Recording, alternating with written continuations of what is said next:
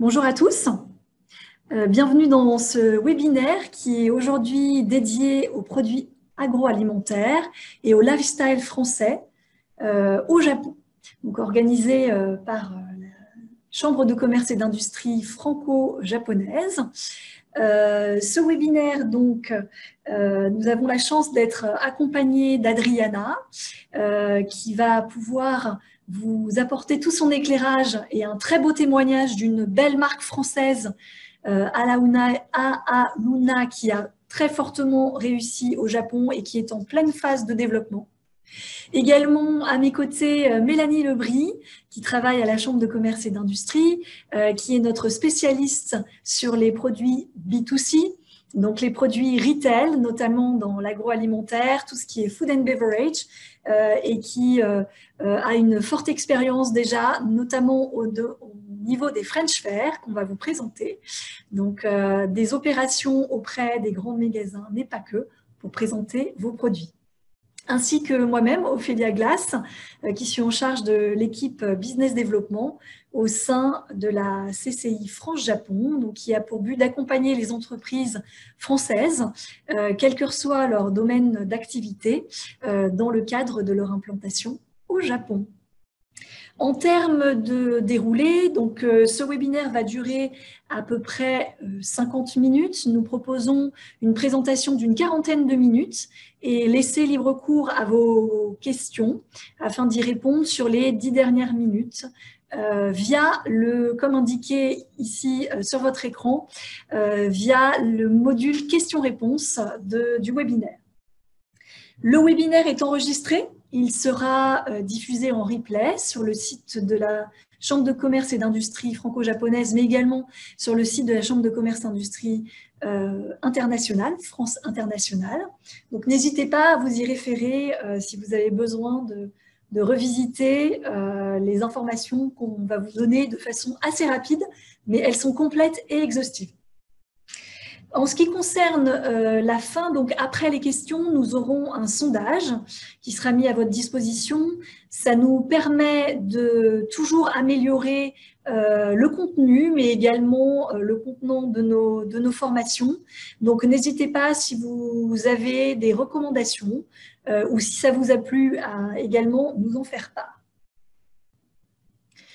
Donc, concernant dans le cadre de notre Business Booster Forum, on va vous parler aujourd'hui de 7 axes. Donc, le marché japonais, déjà pour vous donner un petit peu de tour d'horizon de qu'est-ce que le marché japonais et les points clés de ce marché pour y accéder, les échanges bilatéraux entre la France et le Japon, également un point sur la distribution, les magasins, comment s'organise un petit peu la supply chain et la logistique et l'accès aux consommateurs. Un point numéro 4 sur le consommateur en lui-même, quelles sont ses attentes. Vous verrez que le consommateur japonais est extrêmement exigeant. Comment pénétrer le marché et vendre vos produits aux consommateurs japonais. Les outils comme les French Fairs, les pop-up stores que nous allons vous présenter dans ce webinaire et également, comme je l'ai indiqué, le témoignage d'une très belle marque française qui fait son effet ici sur le marché japonais. Et Adriana va pouvoir vous donner les clés de la réussite, la façon dont elle a abordé le marché, sa connaissance, son partage de connaissances pour pouvoir attirer l'œil du consommateur japonais, mais également déclencher, bien évidemment, les achats de produits derrière. En ce qui concerne le marché japonais, donc la population au Japon est de l'ordre de 127 millions d'habitants. C'est une superficie qui est aux 2/3 de la France, un taux de natalité qui est un des plus faibles au monde, une densité de population très forte, donc concentrée, comme on va le voir plus tard, sur des gros pôles d'agglomération, ce qui définit aussi une consommation très urbaine. On le verra plus tard. Une espérance de vie de 84 ans, donc avec une population de seniors relativement élevée, mais ayant un pouvoir d'achat qui est aussi important. Le PIB du Japon est relativement élevé. Comme vous le savez, c'est la troisième puissance économique mondiale derrière la Chine et les États-Unis. Enfin, les États-Unis d'ailleurs en premier lieu et la Chine en deuxième lieu. Le PIB par habitant est très élevé. Il est à peu près à l'horizon du PIB qui est en France. Néanmoins, le pouvoir d'achat des familles japonaises est très, très élevé par rapport à la consommation occidentale. Le taux de chômage très faible, même malgré le Covid actuellement. Donc, on est sur un taux de chômage malgré le Covid qui est inférieur à 3%, ce qui veut dire que le pouvoir d'achat reste très ancré même en cette période. Quelques éléments pour vous donner un comparatif. Tokyo a un PIB qui est équivalent à la Russie dans l'intégralité et le Kanto et le Kansai, donc le Kanto qui est la région de Tokyo, le Kansai qui est la région d'Osaka, qui sont les deux principales villes du Japon, représentent à peu près 70% du PIB japonais. Petite information, bien évidemment, la consommation est concentrée dans les grandes villes. Néanmoins, il ne faut pas négliger la province où il y a des grands magasins qui sont présents un petit peu partout. Et le pouvoir d'achat en province est également relativement élevé. Et il est important de garder ça en tête si vous souhaitez partir à la rencontre du consommateur japonais dans l'intégralité du pays. La population, en termes de répartition, est principalement urbaine avec des gros pôles d'agglomération qui sont bien évidemment la région de Tokyo, d'Osaka, Nagoya également, mais également des villes comme Hiroshima, qui sont les villes principales du Japon. En termes de force, très rapidement, l'économie japonaise, troisième économie mondiale, une économie mature, avec des consommations des ménages qui représentent 56% du PIB. Donc, les achats, qu'ils soient de retail, d'art de vivre, de fooding, etc., ils font une part très importante de l'économie japonaise. La population a un pouvoir d'achat qui est extrêmement élevé, donc on en parlait, plus 10% par rapport à la France. Les infrastructures sont relativement performantes, donc en termes de chemin de fer, de voies autoroutières, d'avions également, ce qui rend la supply chain et la diffusion des produits relativement aisée. C'est un pays qui a une force d'innovation extrêmement forte, avec à peu près 3,1% du PIB dans ce domaine. L'innovation, on verra qu'on la retrouvera également dans les produits du retail. C'est un pays qui est le 4e en termes d'exportation, mais également un pays qui a des importations très fortes, qui est très orienté sur les produits occidentaux et notamment sur les produits du terroir et la tradition française. En termes de démocratie, une grande stabilité qui permet de pouvoir importer-exporter en toute sérénité et en toute confiance. Un plan de relance également ambitieux. Le Premier ministre, M. Abe, a lancé les Abenomics depuis une dizaine d'années pour rebooster la croissance japonaise. Et on le verra plus tard, il a également signé des accords avec l'Union européenne dans certains domaines, notamment pour booster les échanges avec la France, et notamment dans tout ce qui est agroalimentaire et retail. En termes de contraintes, mais pas tant que ça, on a une croissance qui est relativement stable depuis les années 90, un déclin démographique, puisqu'on l'a vu, le taux de natalité est un des plus bas au monde, un manque de productivité, qui est plutôt lié on va dire, à l'environnement économique B2B, une forte proportion des seniors. Alors, c'est à la fois une contrainte, mais à la fois une grande force.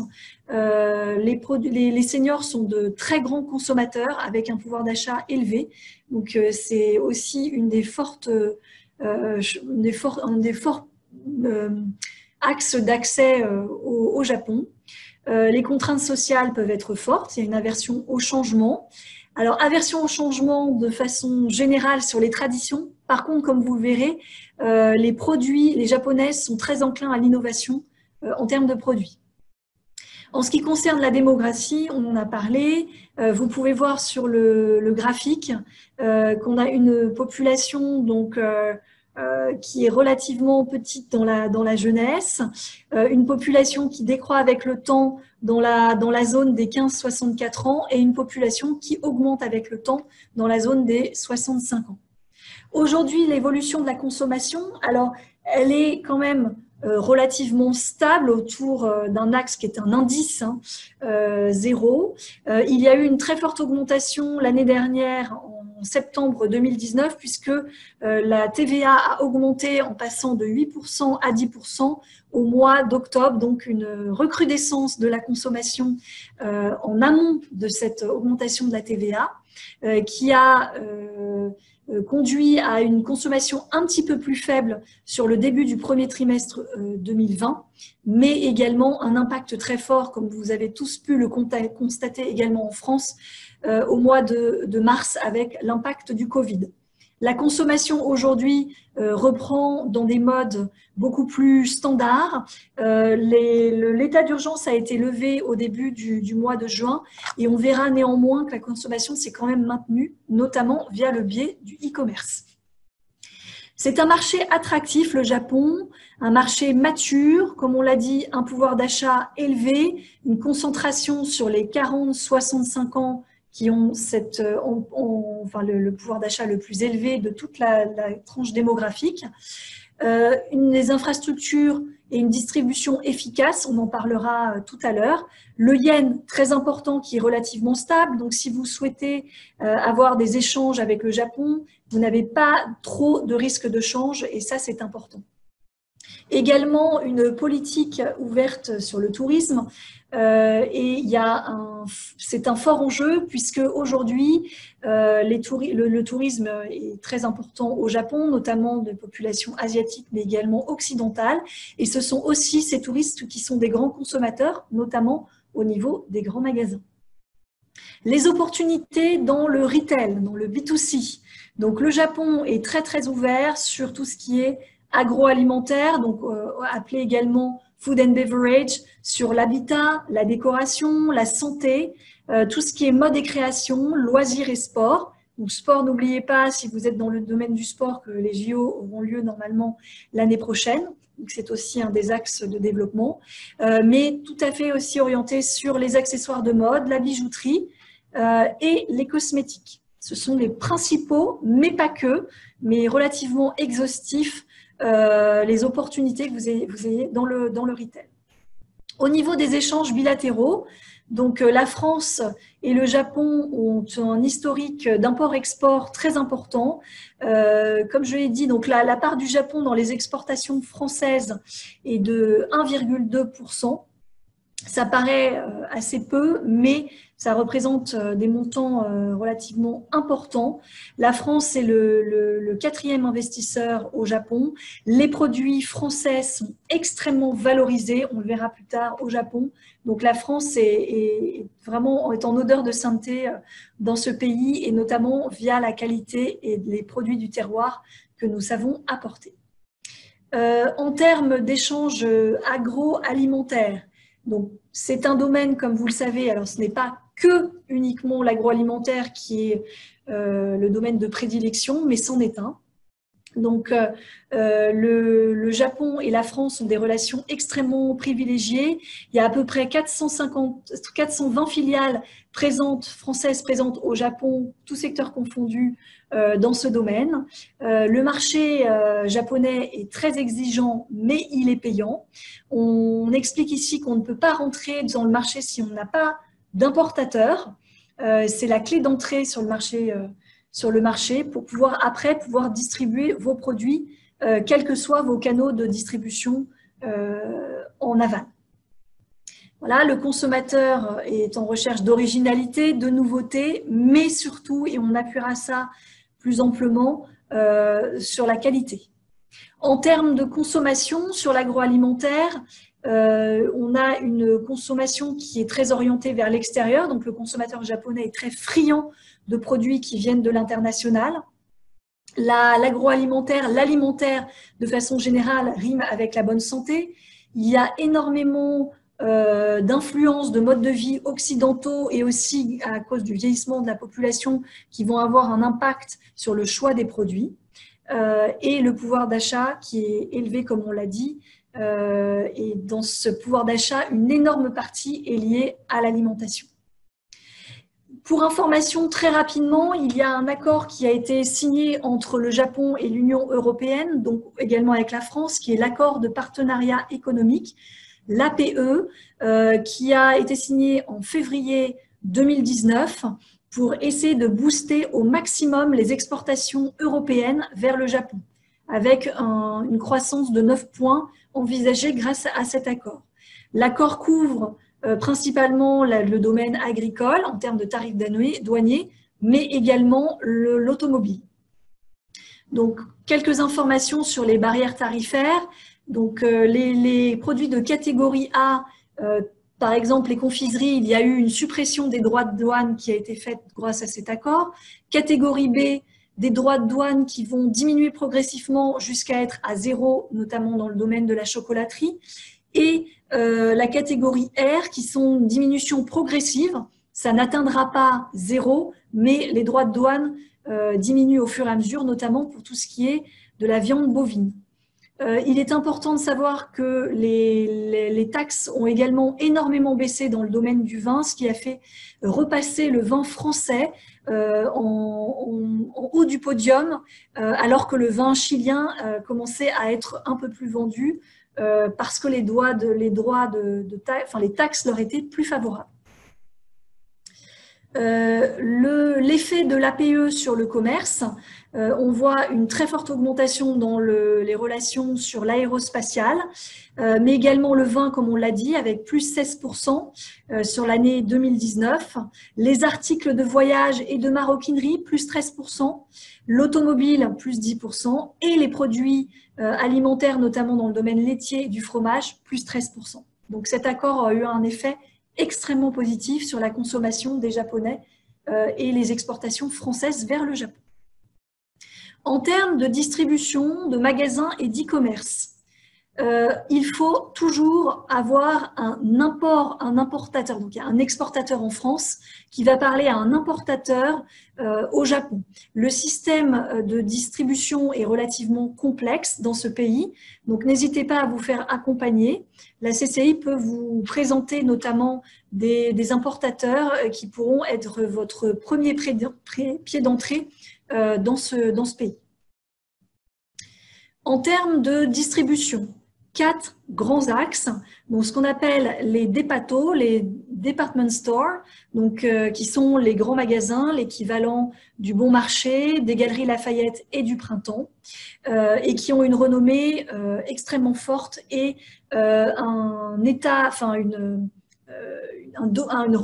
exigence de qualité très très importante, donc avec des produits plutôt axés sur le haut de gamme. Également les grandes et moyennes surfaces, avec des magasins typiquement comme Aeon, qui est un des grands faiseurs au Japon.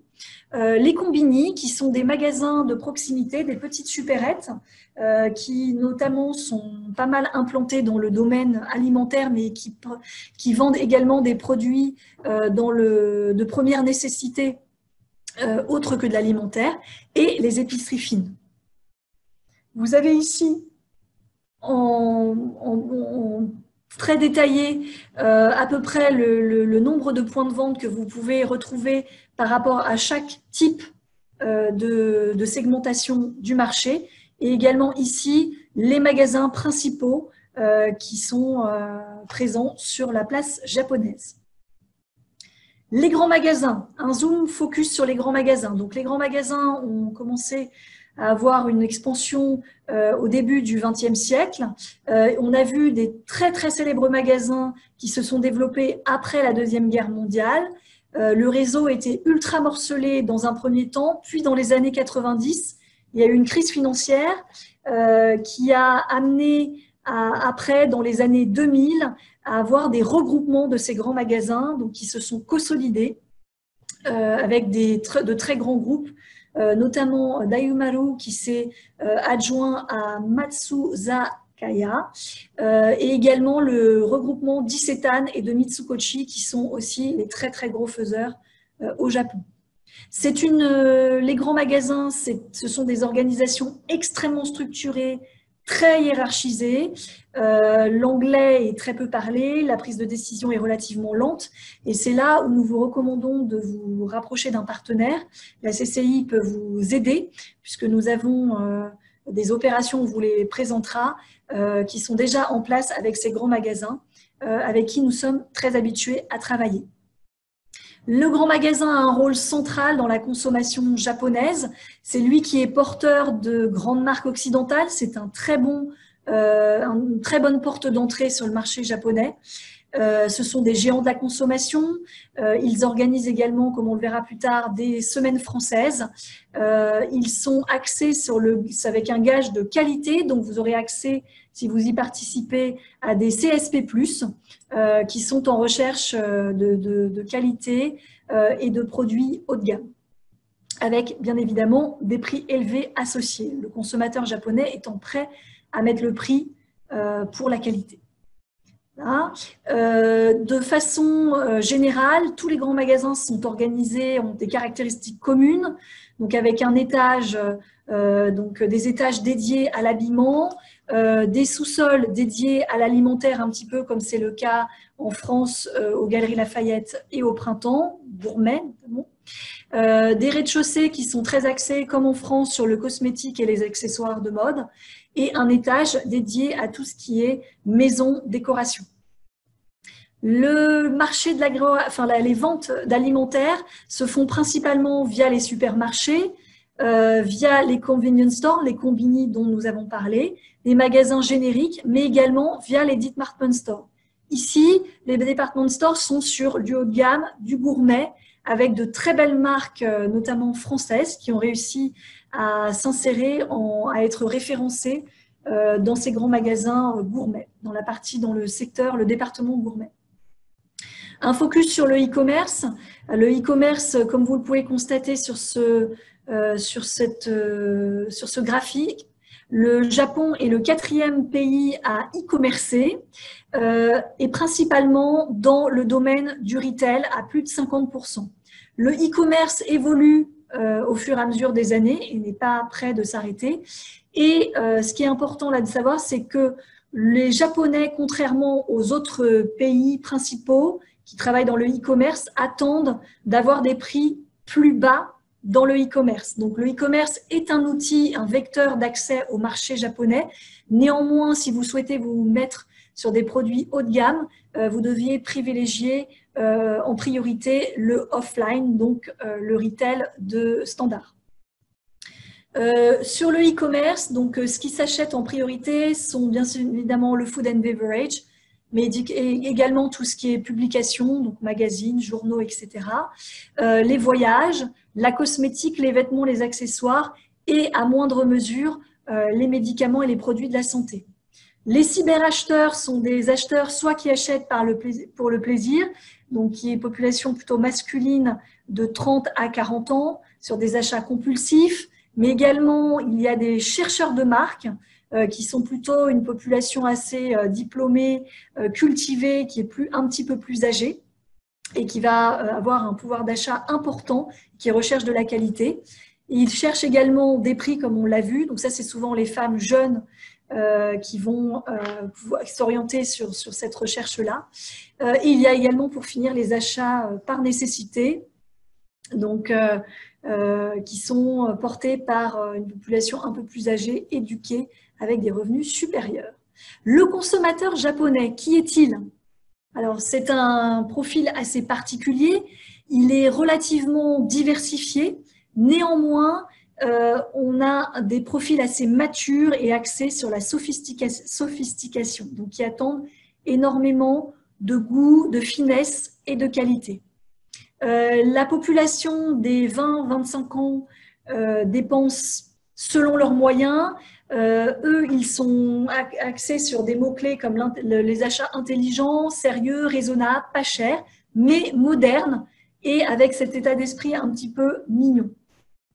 Vous avez également une forte majorité qui est du profil consommateur, qui sont aussi les leaders d'opinion, qui sont les femmes jeunes urbaines, qui sont de 25 à 35 ans et qui sont les personnes qui lancent les nouvelles tendances. Ne pas oublier également les femmes au foyer, donc qui sont bien évidemment, qui gèrent le panier de la ménagère et qui gèrent la plupart du budget familial. Les hommes laissant vraiment le porte-monnaie aux femmes au Japon, principalement sur les populations à fort pouvoir d'achat. Les seniors également, comme on en a parlé, qui recherchent du bien-être et du confort, qui sont aussi une cible stratégique pour vendre vos produits. Les comportements d'achat, donc très orientés sur des nouvelles tendances, de nouveaux concepts.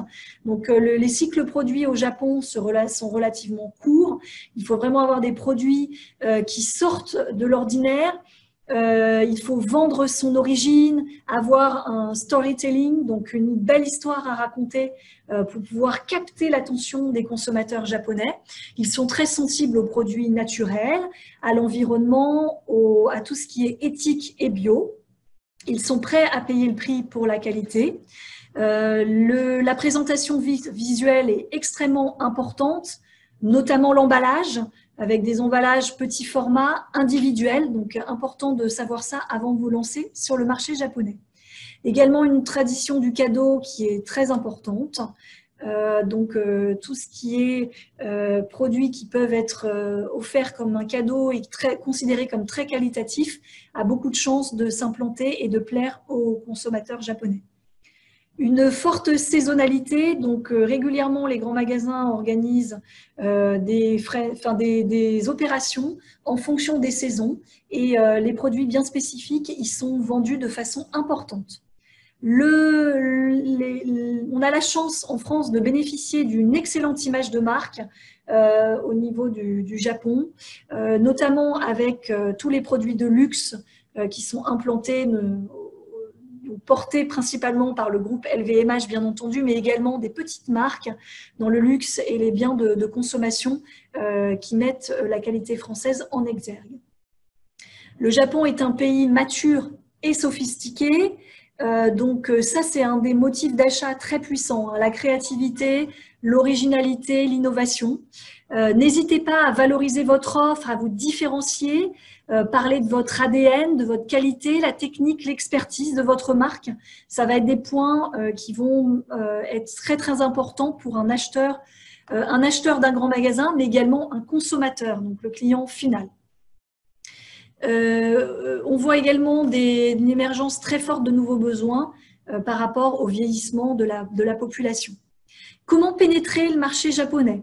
Donc, quelles sont les barrières à l'entrée? On a le consommateur japonais, mais les acheteurs des magasins attendent de la qualité, le respect des délais, des conditionnements qui soient petits, individuels, mais avec une qualité de packaging. Le packaging est extrêmement, on ne cesse de le répéter, important au Japon, tant dans l'aspect visuel que dans l'aspect qualitatif. Il faut vraiment... Les Japonais sont des grands perfectionnistes, donc il faut des emballages qui soient de qualité pour supporter les transports et l'export. Il faut se préparer à répondre aux besoins du consommateur avec un niveau de qualité important, des mutations rapides du marché liées à l'évolution démographique, mais au niveau de la société japonaise étant très innovante, ils ont des nouveaux besoins réguliers. Des exigences sanitaires et phytosanitaires sur lesquelles, bien évidemment, on peut vous aider à comprendre les problématiques réglementaires. Et puis, faire très attention aux barrières culturelles, linguistiques et à l'intensité de la concurrence sur le marché japonais. Investir au Japon, il faut investir pour pouvoir se développer. Donc, vous aurez des retours sur investissement qui seront importants parce que la taille du marché est très large.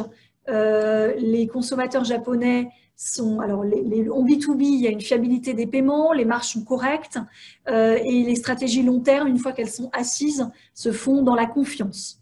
Le consommateur japonais, lui, a le pouvoir d'achat côté client final. C'est un marché, comme on l'a dit, qui est mature et concurrentiel, mais si on sait valoriser son offre, on sera dans une dynamique de réussite.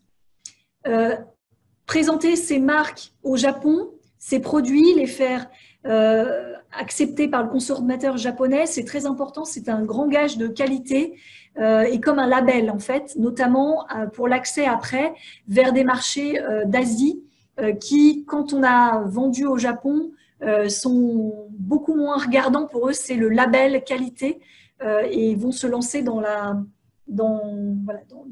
l'acceptabilité de vos marques beaucoup plus rapidement derrière.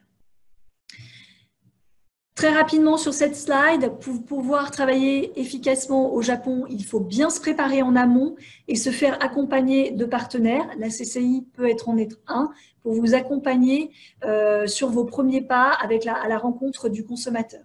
Il faut être à l'écoute et faire preuve de patience. Ce sont les deux mots clés pour pouvoir réussir au Japon et capter l'intérêt du consommateur japonais. Je vais maintenant laisser la parole à Mélanie en ce qui concerne les French Fairs, qui sont des opérations qui sont menées par les différents grands magasins sur lesquels vous pouvez présenter vos produits aux consommateurs japonais. Également, un petit laïus sur les pop-up stores que Mélanie va vous présenter. Alors, bonjour à tous. Donc, moi, je m'appelle Mélanie. Je suis donc en charge de toutes les opérations France Fair au Japon.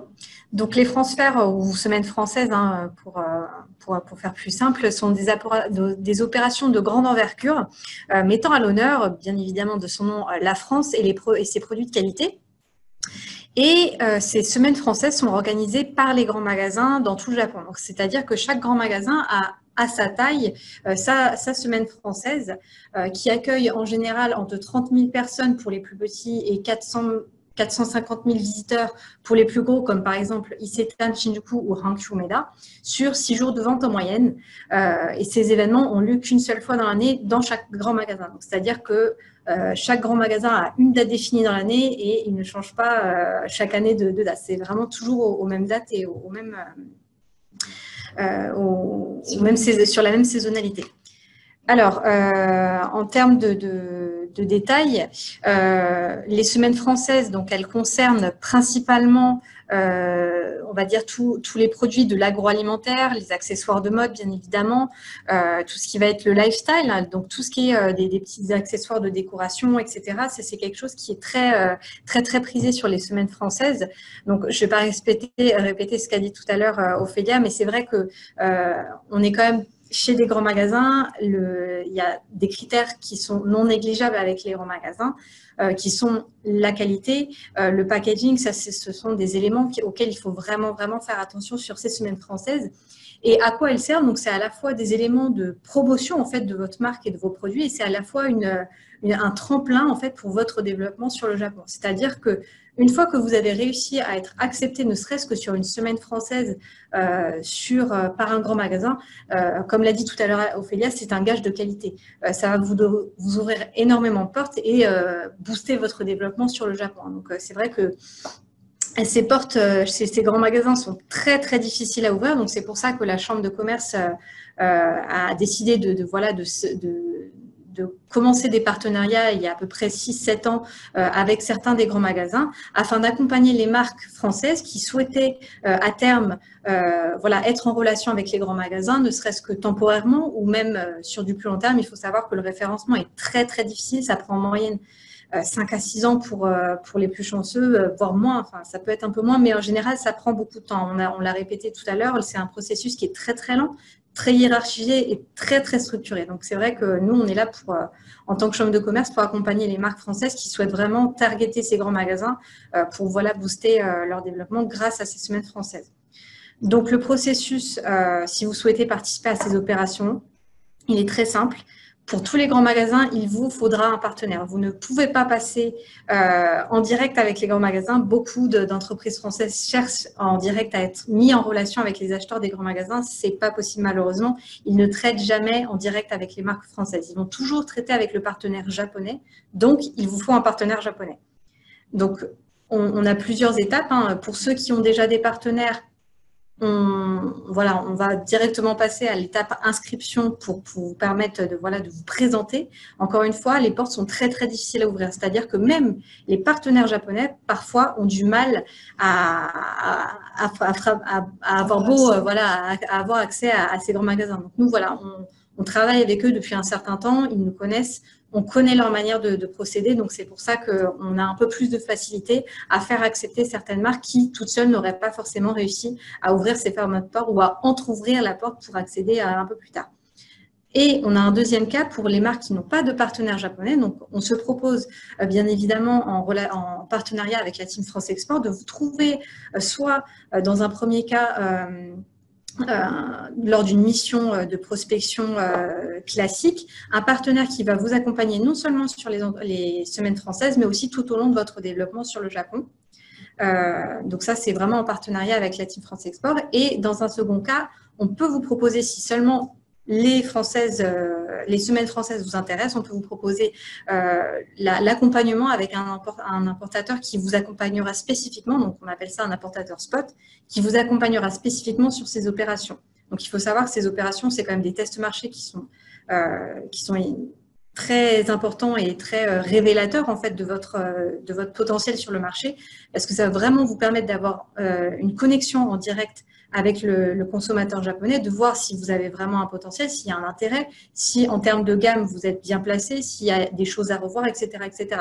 C'est vraiment pour ça qu'on appelle ces opérations des tremplins pour le développement sur le Japon. Une fois qu'on a trouvé un partenaire, en tant que chambre de commerce, nous, on vous présente aux acheteurs des grands magasins. Et ensuite, c'est les grands magasins qui vont faire la sélection. Encore une fois, ce sont eux qui organisent ces semaines françaises et qui vont sélectionner les marques participantes à ces semaines françaises. Donc, une fois que vous êtes sélectionné, là, il n'y a plus qu'à, on va dire, à faire les commandes et à mettre en place toute la partie communication, parce que là, en tant que chambre de commerce, bien évidemment, on vous accompagne aussi sur ce plan. On vous accompagne jusqu'à la fin de l'opération, que ce soit sur les parties process, etc. Vraiment, on vous accompagne du début à la fin. Voilà. Alors, en termes d'opérations, on a plusieurs opérations. Donc, on a des opérations qui sont dédiées uniquement au B2B, d'autres qui sont plutôt B2B, B2C. Donc, on a pour tout ce qui est grand magasin, on va être vraiment plutôt sur tout ce qui est gastronomie et accessoires. Donc, chacun a ses spécificités. N'hésitez pas à nous contacter pour avoir plus de détails, parce que vraiment, chaque magasin a ses spécificités en termes de produits.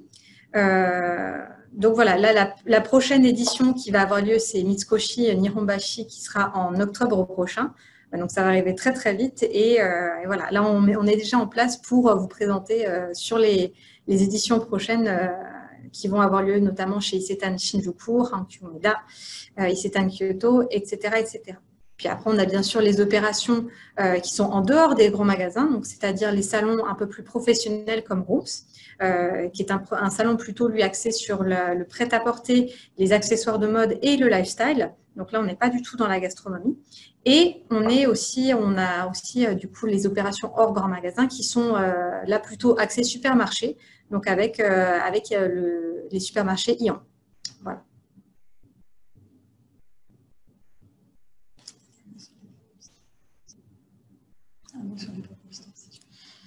Pour ce qui est des pop-up stores, donc ça c'est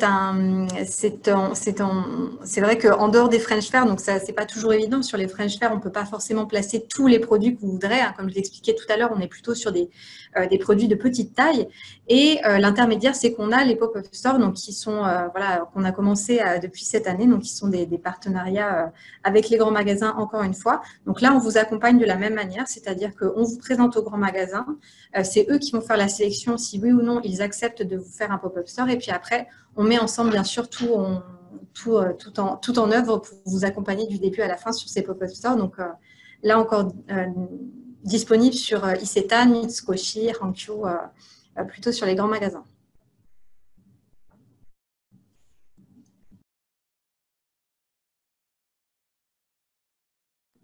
Alors, vous avez ici quelques photos des French Fairs qui vous sont indiquées à l'écran. Donc, vous pouvez ressentir un petit peu l'ambiance à la française et les décorations et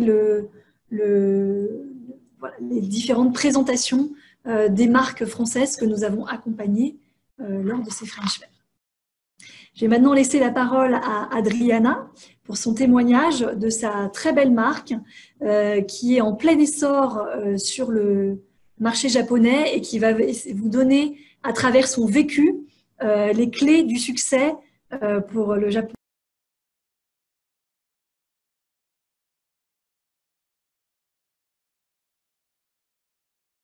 Avec mon micro. Est-ce que vous m'entendez?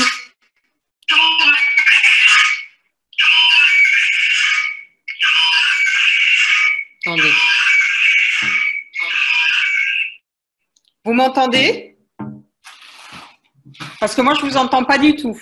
Je ne vous entends pas. Pour ça, j'avais mon téléphone en parallèle. Bon, c'est pas grave. Alors, est-ce qu'on pourrait mettre la présentation en plein écran?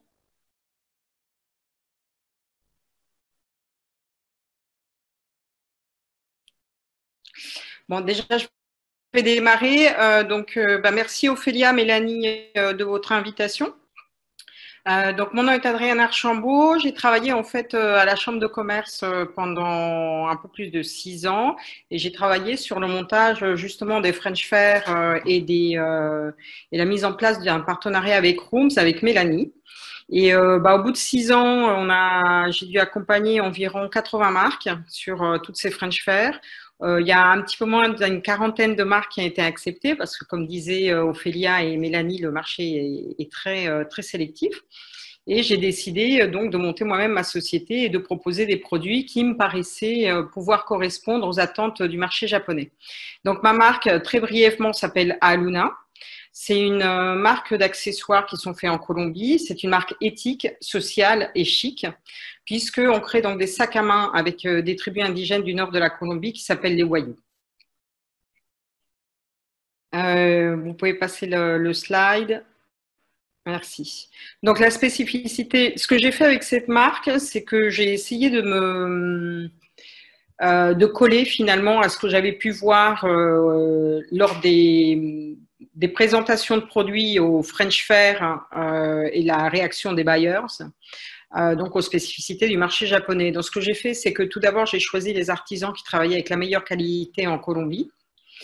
Ce que j'ai fait également, c'est qu'on a twisté en fait les modèles qui sont faits par les tribus indigènes avec une styliste française. Donc, on fait des choses qui sont plus petites, avec des couleurs qui sont plus douces, justement, puisque l'idée, c'était de créer des produits que les Japonais pouvaient aider, mais en restant toujours très ethnique. C'est important en fait que l'ADN du produit soit quand même très visible pour que les Japonais s'intéressent au produit. Donc voilà, donc on a créé des petits modèles chic, urbains et donc des tailles et des couleurs qui sont adaptées au marché japonais. Ensuite, donc, j'ai démarré la société, j'ai monté ma société, donc j'ai monté une société anonyme ici, que j'ai montée en novembre 2018. Et toute l'année dernière, j'étais en prototypage et comment dirais-je, en test marché pour lancer vraiment ma commercialisation cette année. Alors, je devais démarrer ma commercialisation en mars, le Covid est arrivé. Donc, j'ai fini par démarrer vraiment mes pop-up en juin. Alors, 2 points. Ce que j'ai vu, j'avais fait pas mal de communication offline sur tout ce qui était magazine et ça m'a pas mal aidé en fait à booster le online et en fait mon business a plutôt pas mal démarré sur le online. On a commencé à avoir un shift en fait du offline au online dans les accessoires au moment du Covid. Bien sûr, ça ne remplace pas, mais on voit que le marché est quand même maintenant plus actif sur le online. Et finalement, tout a repris de plus belle à partir du début juin. Et j'ai fait donc mon premier pop-up à Takashimaya, Yokohama. Et je fais des boutiques éphémères. Tout ça, comment je l'ai eu?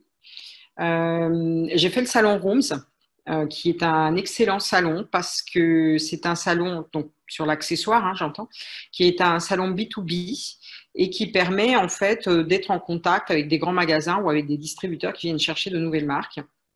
Et c'est par cet intermédiaire que j'ai pu être en contact avec donc des acheteurs des grands magasins ou des concept store comme celui de Hayama. Donc, sur ce mois de juin, j'ai fait un pop-up dans un grand magasin, un pop-up dans un concept store, une autre vente, et j'ai plutôt très bien fonctionné. Ce qu'il faut savoir, c'est que grâce toujours à Rooms, j'ai un pop-up également à Hankyu Umeda. Je vais avoir également un pop-up à Takashimaya Tamagawa, qui est un très très beau magasin.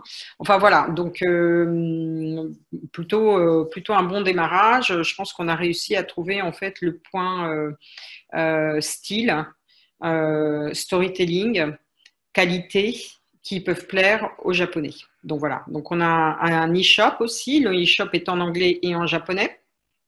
Et donc, ce fameux salon professionnel Rooms que je fais, j'en ai fait 2 pour l'instant, et je me suis inscrite à celui de septembre aussi. Voilà, je pense qu'après, il y a un point sur la communication.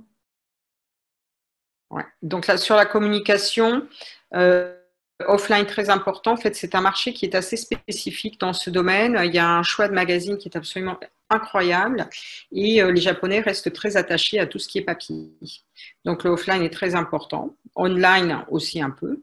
Le website est bilingue anglais-japonais. Donc, la chambre de commerce a de très bons traducteurs qui peuvent aider à traduire un site en japonais. Les catalogues doivent être prêts en japonais.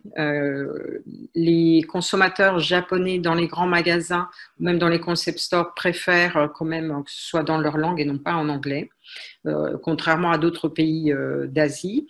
Et il y a également, j'ai créé aussi des business cards avec la marque, et ça c'est quelque chose, si vous décidez de venir au French Fair ou différents salons que peut utiliser la chambre de commerce, créer un QR code, parce que finalement nos sons ne sont pas entendus de la même manière par les Japonais. On n'a pas le même alphabet du tout. Et donc, le QR code permet de retrouver tout de suite le site Internet, le e-shop, etc.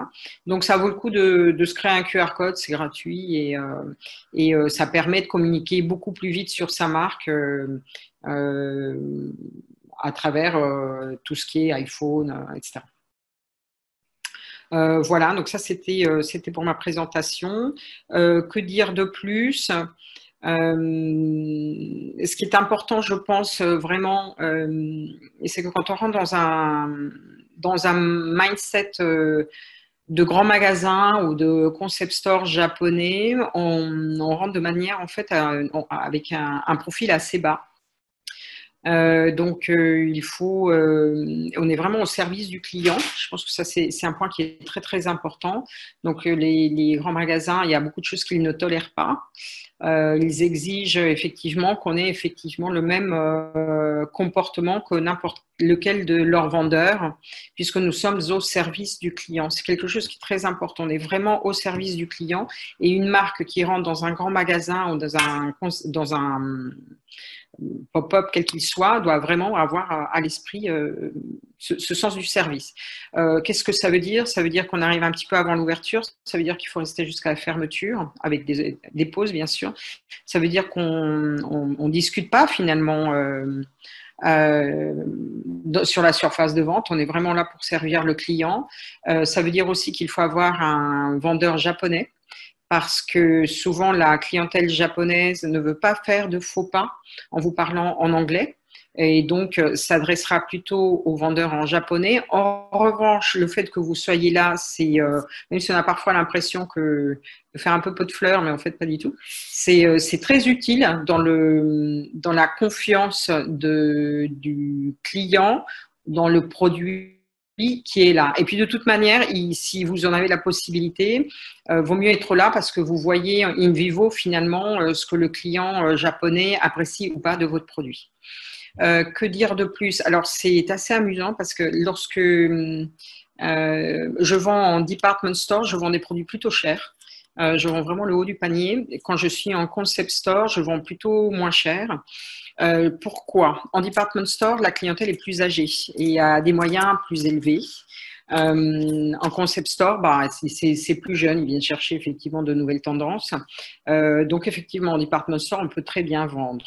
Autre chose que j'ai pu remarquer sur le packaging, dont on parlait tout à l'heure, c'est que finalement, les sacs des grands magasins sont quand même pas très beaux. Et si votre produit est vraiment vraiment un prix élevé, n'hésitez pas à faire venir aussi vos shopping bags. Alors peut-être que sur les French Fair, comme il y a un débit énorme, ça sera difficile d'avoir vos propres shopping bags parce que à la caisse, ils ont vraiment pas le temps de s'occuper de quel est le shopping bag de qui. Mais sur du pop-up individuel où il y a un peu plus de temps et un peu plus de personnalisation, n'hésitez pas à ramener vos shopping bags. Voilà, je pense que c'est à peu près tout ce que je pouvais partager sur mon expérience ici. Quoi d'autre? Parce que j'ai ma société, c'est moi-même qui importe, c'est moi-même qui présente au grand magasin. Donc, je n'ai pas besoin de distributeur, je n'ai pas besoin d'agent. Et je fais tout mon import moi-même. Hein. C'est assez facile, en fait, d'importer. Voilà. Je pense que c'est ce que je peux partager avec vous. Est-ce que vous auriez des questions? En sachant que je n'entends rien.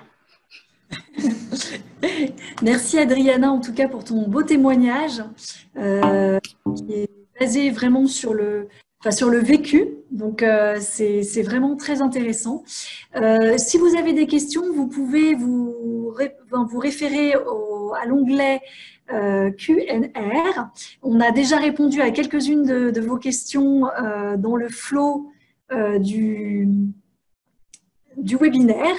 Néanmoins, on vous laisse encore 1 à 2 minutes si vous souhaitez poser des questions et on peut y répondre à l'oral.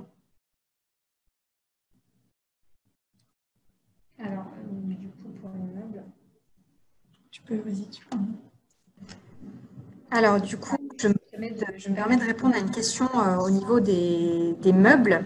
Alors, c'est vrai que les French Fair, en fait, ce sont des espaces qui sont quand même limités hein, parce que ça se passe pas dans tout le magasin. C'est en général sur une partie dédiée d'un étage du grand magasin. Et on me demande là si ces French Fair s'étendent à l'espace maison des grands magasins. Donc, il faut savoir que c'est vraiment au cas par cas. Chaque grand magasin ayant sa manière de faire et un petit peu sa politique de manière d'affaires à ce niveau-là. Au niveau des meubles, c'est très, très compliqué en fait de pouvoir de participer à ces French Fair. Donc, c'est pour ça qu'on a développé en fait les partenariats avec les grands magasins plutôt sur du pop-up où là, il y a peut-être un petit peu plus de possibilités. Il faut savoir après qu'au Japon, les logements sont quand même assez petits. Hein. On ne peut pas autant ameubler comme nous en France. C'est une manière de consommer sur ce type de produit qui est différent. Donc, ça dépend vraiment des catégories de produits. Dans les parties French Fair, sur la partie maison, on va vraiment être sur des petits formats. Par exemple, l'accessoire de maison typique, par exemple, dans la cuisine, tout ce qui va être, par exemple, assiette, les couverts, ce genre de choses, ça passe sur les French Fair. Tout ce qui va être de tout ce qui est de la broderie, ce genre de choses, sur par exemple des tabliers, ce genre de choses, des napperons, ce genre de choses, ça marche bien. Après, pour les meubles eux-mêmes, c'est un peu plus compliqué. Effectivement, les French Fair, en termes d'espace, sont assez limités. Là, il vaut mieux partir dans ce cas-là, peut-être sur un pop-up store et voir avec le grand magasin en négociation, voir si c'est quelque chose qui est possible. Voilà.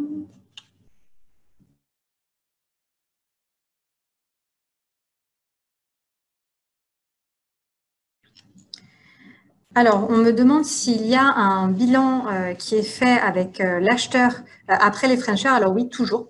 Il y a un état des lieux sur le chiffre d'affaires qui a été effectué, bien sûr, qui est fait d'abord entre le grand magasin et l'importateur, et ensuite entre les grands magasins et la CCI, puisque nous sommes partenaires. Et nous, bien sûr, nous faisons un débrief complet, en fait, de ce qui a été mis en place, de qu'est-ce qui peut être amélioré éventuellement, en termes de chiffre d'affaires, etc.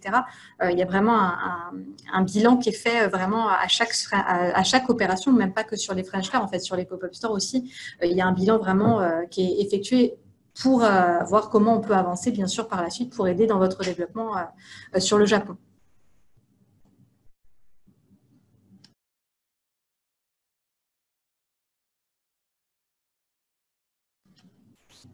Si vous avez encore quelques questions, n'hésitez pas. N'hésitez pas si vous avez encore quelques questions.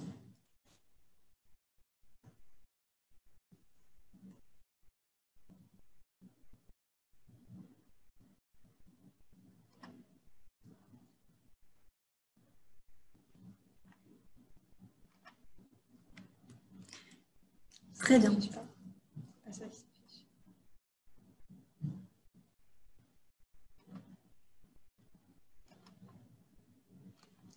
Une question. Alors, c'est au niveau du référencement. Alors, on me pose la question de est-ce que cela peut accélérer un référencement? Alors, oui et non, je dirais. Ça dépend vraiment en fait de la manière dont vous y êtes pris au niveau de la vente. En fait, donc, comme disait Adriana tout à l'heure, c'est très, très important de faire bien attention à votre image dans le grand magasin. En général, quand on fait ce genre d'opération, que ce soit sous forme de semaine française ou de pop-up, c'est très important de faire attention à son image. En fait, quand on fait ces opérations, on fait partie un petit peu du grand magasin lui-même. Donc, il faut vraiment faire attention à ce genre d'éléments. Ça va bien évidemment dépendre de la concurrence qui est déjà présente dans le grand magasin et du chiffre d'affaires qui aura été fait sur les semaines françaises et sur les pop-up. Ça dépend de beaucoup d'éléments. Certaines marques, on a accompagné par exemple des marques dans l'agroalimentaire, une marque de cidre qui a très très bien fonctionné l'année dernière et qui cette année reparticipe avec nous au France Fair et qui, elle, est en négociation pour éventuellement un référencement à l'avenir. Donc, ça dépend de beaucoup d'éléments, effectivement. Donc, il faut... c'est pour ça qu'on fait ce bilan, notamment à la fin de chaque opération, pour voir comment on peut avancer par la suite.